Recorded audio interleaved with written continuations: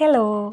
ഇന്ന് ചന്തു ഫാം വന്നിരിക്കുന്നത് ഇന്ത്യയിലെ തന്നെ ഏറ്റവും അധികം തീർത്ഥാടകരെത്തുന്ന ക്രിസ്തീയ ദേവാലയങ്ങളിൽ ഒന്നായ മാഹിയിലെ പള്ളിയിലാണ്. ശരിക്കും പറഞ്ഞു കഴിഞ്ഞിട്ടുണ്ടെങ്കിൽ ചരിത്രമുറങ്ങുന്ന നമ്മുടെ ഈ മയ്യഴിയുടെ മണ്ണിൽ ഫ്രഞ്ച് കാലത്തിന്റെ അടയാളമായി നിലനിൽക്കുന്ന ഒരു ദേവാലയമാണ് മാഹി പള്ളി. ഇവിടുത്തെ പെരുന്നാൾ കാലം എന്ന് പറഞ്ഞു കഴിഞ്ഞിട്ടുണ്ടെങ്കിൽ അതൊരു ജനസാഗരമായിരിക്കും. പല സ്ഥലങ്ങളിൽ നിന്നുള്ള ആൾക്കാരാണ് ആ സമയത്ത് ഇങ്ങോട്ടേക്ക് ഒഴുകിയെത്തുക.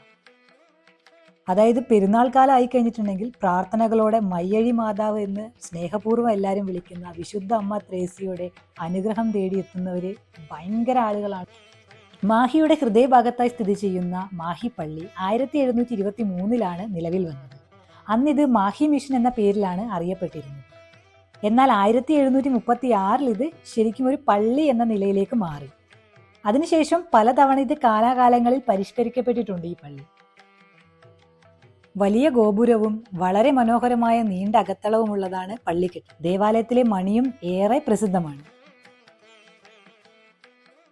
നിരവധി ആളുകൾ കാണാനും പ്രാർത്ഥിക്കാനുമായി എത്തുന്ന ഇവിടുത്തെ മാതാവിന്റെ തിരുരൂപത്തെ സംബന്ധിച്ച് ഒരുപാട് ഐതിഹ്യങ്ങളും നിലനിൽക്കുന്നുണ്ട്.